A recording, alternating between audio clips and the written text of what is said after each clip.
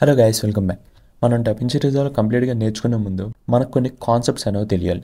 Okay, so నేను previous వీడియోలో colour correction and అలాగే కలర్ గ్రేడింగ్ అన్న వర్డ్స్ యూజ్ చేశాను. అండ్ చాలామంది ఈ రెండు సేమ్ అని అనుకుంటారు, కానీ ఇది completely different. So colour correction అంటే మనం ఒక మెథడ్ ఆర్ ఎల్స్ టెక్నిక్ అనే చెప్పొచ్చు.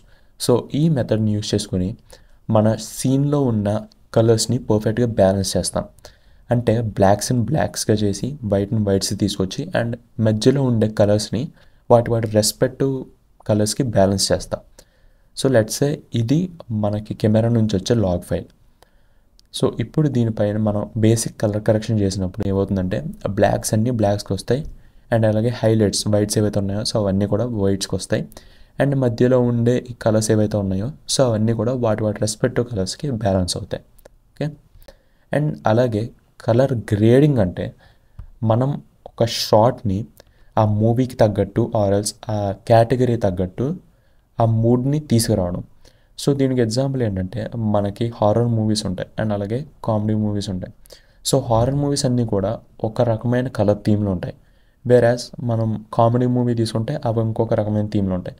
అదే మనం లవ్ ఆర్ రొమాంటిక్ మూవీస్ తీసుకుంటే సో వాటి కలర్ థీమ్ అనేది వేరేలా ఉంటుంది. ఓకే, సో ఆ మూడ్ని అచీవ్ చేయడాన్ని మనం కలర్ గ్రేడింగ్ అంటాం.